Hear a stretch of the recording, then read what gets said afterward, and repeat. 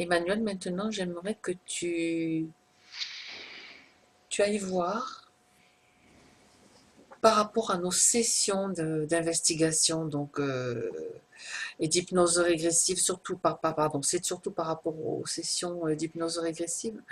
J'aimerais que tu ailles voir quand nous nous trouvons face à une entité parasite en fait. Hein.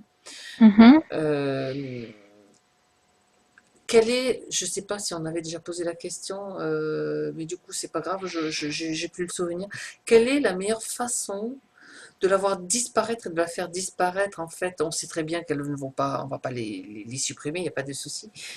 De quelle façon et à quel endroit les envoyer pour qu'elles soient plus, enfin les envoyer entre guillemets, c'est une expression, pour qu'elles soient inactivées par rapport aux clients ou aux personnes qui viennent, qui veulent s'en débarrasser, et à nous, en premier chef.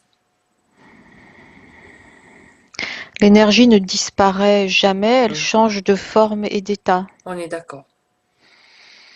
Ce qui fait la différence, c'est la personne elle-même, Oui. la personne humaine. C'est ce qui fait la différence, c'est sa détermination et son niveau de conscience. Tu veux dire qu'on peut les envoyer de manière égale, soit dans une faille géologique, soit dans un portail interdimensionnel, soit, je sais pas, dans une piscine ou n'importe quel autre lieu, mais ça aura le même effet. Oui, Mais c'est juste le niveau de conscience qui va déterminer que l'effet va être actif, que ça va oui. être actif ou non, c'est ça. Et la détermination. Et la détermination. Oui, tu as raison de répéter le mot La, parce la, que la, la détermination de garder son espace énergétique très important. vivant, vivant, en bon état, clair et fermé à toute intrusion extérieure. Tout le reste, en fait, c'est simplement une mise en scène qui va aider certainement la personne qui la met en place c'est juste en fait une mise en scène, c'est surtout la détermination qui est importante, si j'ai bien compris ce que tu veux dire. Le fait d'envoyer dans un portail ou d'envoyer dans un puits de lumière euh, est en fait l'action de dégager l'entité du champ énergétique. Très bien. Le champ énergétique peut s'étendre loin. Mhm. L'important, c'est que l'entité soit à l'extérieur. De par notre condition humaine, nous évoluons dans des sphères fréquentielles assez basses et les tentatives auront de toute façon toujours lieu. Ce qui change, c'est la façon de barricader et de le maintenir ainsi Mhm. son propre espace. On a vu déjà différentes façons dans d'autres vidéos. Tu en as déjà parlé. Oui, Mhm. il n'y a pas de bon ni de mauvais au final, juste Des des, techniques. des variations au niveau fréquentiel. Et c'est vraiment à chaque personne de faire le ménage, c'est ça qui me vient, de faire le ménage dans son espace énergétique et de le maintenir propre, lumineux, vivant. Elle peut très bien utiliser un aspirateur cosmique, elle peut très bien utiliser une douche intergalactique, en fait, tout ce qui lui vient à l'esprit, mais qui va lui permettre Peu de importe les voilà, techniques. c'est ça,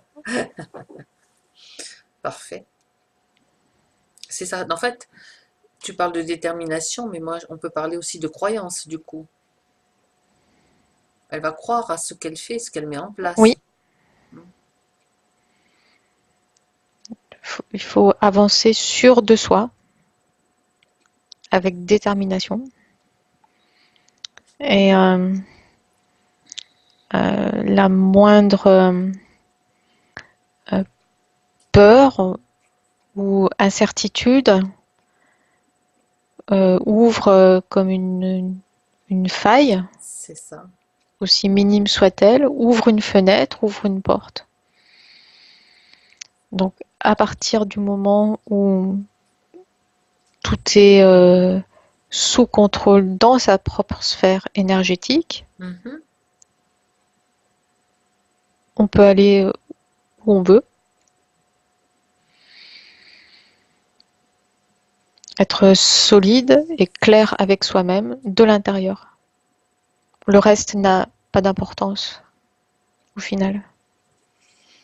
Donc, il y a une façon de, comment dire, d'agir et d'interagir pour avoir justement cette force, cette détermination. Il faut la renforcer, c'est au quotidien, c'est une vigilance quotidienne. Ça, je crois que Oui, tu l'avais déjà dit. Donc, vigilance oui, quotidienne par rapport aux pensées, je le répète. Hein, c'est juste un petit rappel, hein, un petit rappel. Vigilance par rapport aux pensées, vigilance par rapport à tout ce qui peut nous entourer. c'est comme s'il il y avait une sorte de comme de mise à l'épreuve, sans arrêt, de toute façon,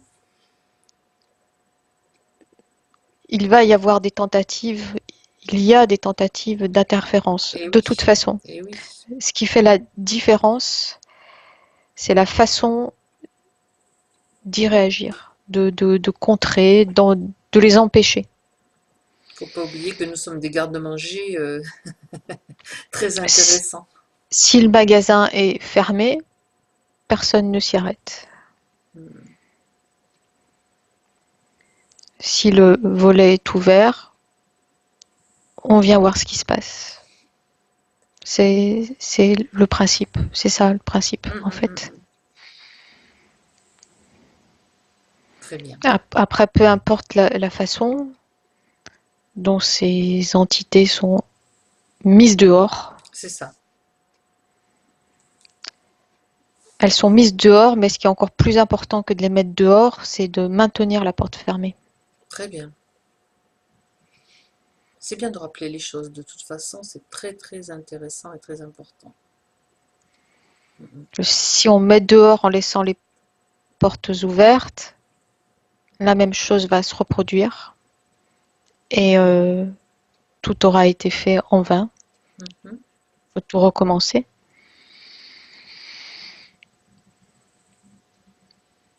Donc c'est vraiment cette vigilance de, de garder son propre espace en sécurité qui est important. Ouais, exact. Bien. Merci Emmanuel pour ces précisions, pour ces petits rappels. Euh, j'ai encore une question qui va, qui va clôturer un petit peu toute cette investigation d'aujourd'hui. Alors, il arrive donc qu'on soit confronté, surtout les thérapeutes ou même des personnes, enfin, des personnes comme toi et moi, mais qui ont cette sensibilité, d'entrer en contact avec les défunts, donc des défunts qui sont restés très proches du plan de la Terre. Alors, il existe aussi une catégorie de personnes qu'on appelle des passeurs d'âme qui aident soi-disant, pardon, qui sont censés aider ces personnes désincarnées, défuntes à passer dans la lumière. Donc moi, j'aimerais que je veux dire, savoir, quand tu te trouves face à une personne défunte qui ne sait plus, qui ne sait pas forcément qu'elle est défunte, donc on peut lui expliquer, ça c'est pas un problème, mais où est-ce que, la question va être toute simple, où est-ce qu'on peut pas les envoyer, leur dire d'aller? Parce qu'en fait, on sait très bien que maintenant, dans la lumière, il peut y avoir tellement de choses qui vont les garder en fait prisonniers sur cette planète et dans cette matrice. Donc, qu'est-ce qu'on peut leur conseiller de faire donc à ces êtres qui sont très proches de nous et qui essayent de trouver une solution? Les êtres qui sont bien sûr défunts.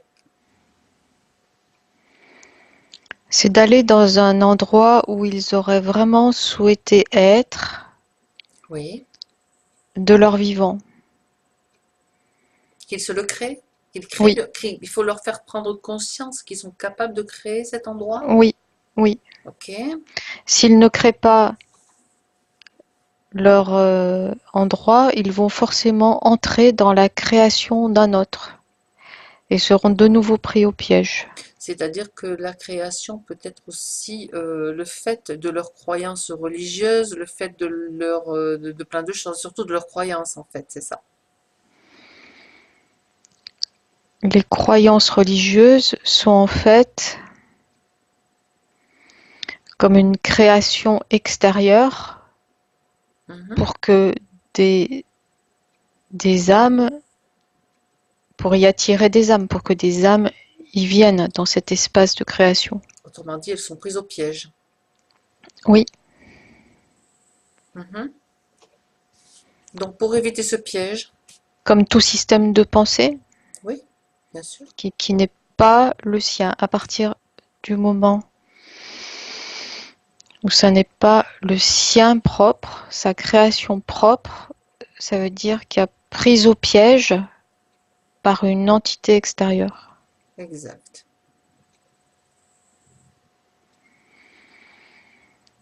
Tout être humain dans sa vie a rêvé, D'un a eu, endroit, a eu très envie d'aller dans un endroit ou de faire des activités que finalement, arrivé au jour de sa mort, il n'a jamais fait, oui, ou des voyages qu'on n'a jamais fait. oui, Eh bien, on peut y aller, mhm, on peut le créer mhm, et instantanément, ça va créer comme une bulle d'espace de fréquence plus légère oui, dans lequel le défunt va pouvoir se glisser et se sentir bien et en sécurité puisque c'est sa propre création. pour vivre comme une forme de convalescence, Oui, de régénération. oui. Et après, Après, il peut choisir d'y rester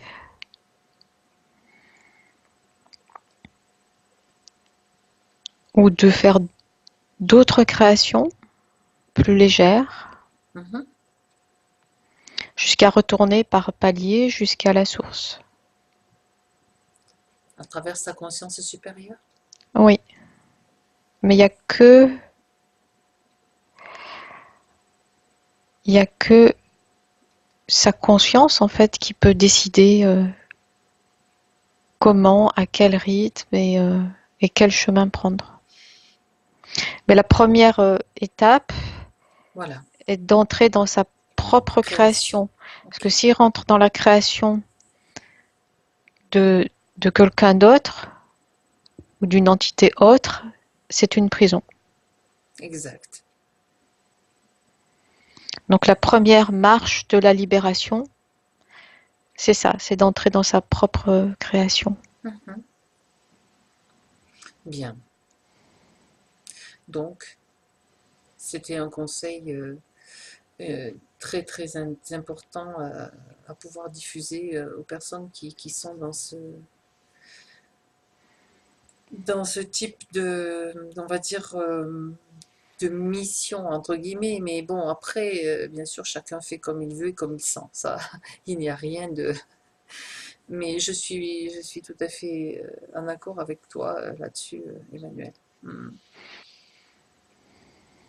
Chacun doit maintenant apprendre à retrouver sa liberté et être connecté à sa propre conscience et non plus à des égrégores, qu'ils soient religieux ou d'autres types d'égrégores, en fait, tout ce qui nous maintient en fait prisonniers. quelquefois la prison terrestre, sur le plan matériel terrestre, a été tellement lourde, les attachements ont été tellement forts qu'il y a besoin de plusieurs étapes, que une seule première marche Mhm. ne suffit pas. Comme si on pouvait en fait, au travers de la même session, proposer une première création, puis une deuxième, voire une troisième, pour que la conscience qui a quitté le plan matériel puisse prendre justement conscience que maintenant elle peut aller toute seule. Mhm. Dans le cas où les attachements terrestres ont été très forts, très matérialistes.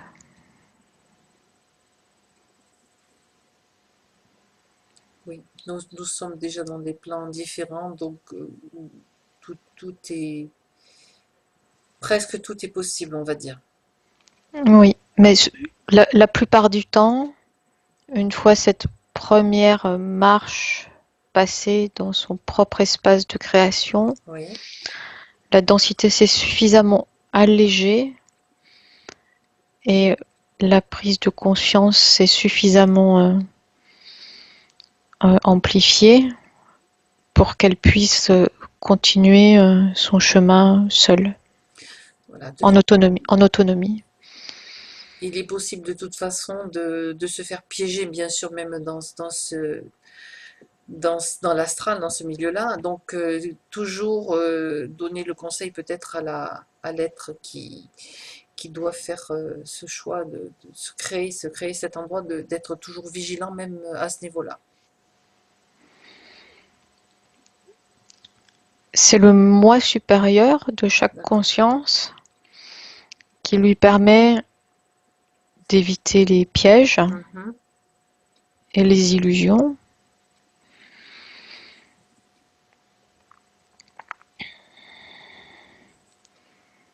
Mais il faut être dans une densité quand même suffisamment légère pour pouvoir avoir ce contact avec le moi supérieur. Soit il se fait naturellement, soit par l'intention. Mais chaque conscience incarnée dans un corps humain est à un endroit du chemin en fait très différent. Donc on peut pas faire de généralité, parce qu'on peut très bien aussi avoir atteint une certaine expansion de conscience et puis comme retomber. Donc on peut pas faire de généralité. C'est au cas par cas, comme Oui, toujours. D'accord. Non, mais c'est très bien. Tu as répondu à certaines questions, certains qui m'ont été posées. Donc, je te remercie.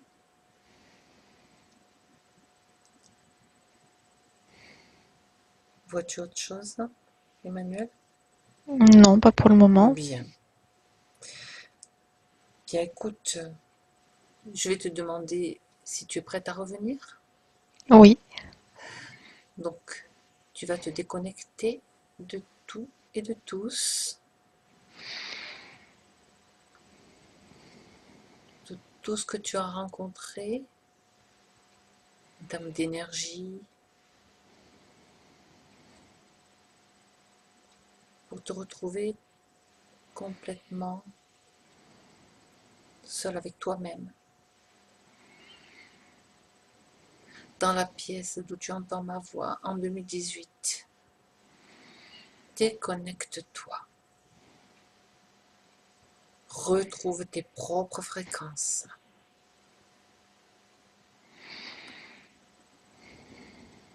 les fréquences dans lesquelles tu as l'habitude d'évoluer.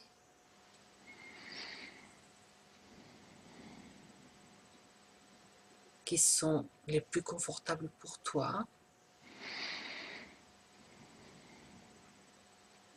Retrouve les sensations physiques maintenant, petit à petit, et je vais compter de 1 à 5.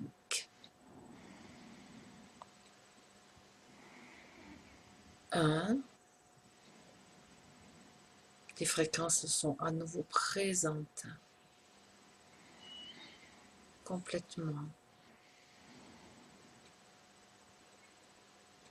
2. Tu es parfaitement aligné, centré, équilibré à l'intérieur de ton corps. 3. Tu sens que ton corps est de plus en plus léger. Tu te sens aérienne. Tu te sens joyeuse.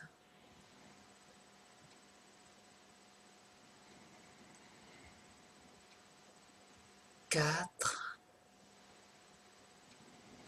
Tu es prête maintenant à reprendre tes activités.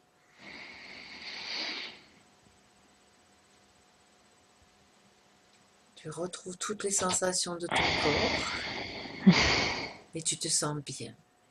Et 5. Tu peux ouvrir tes yeux. Waouh!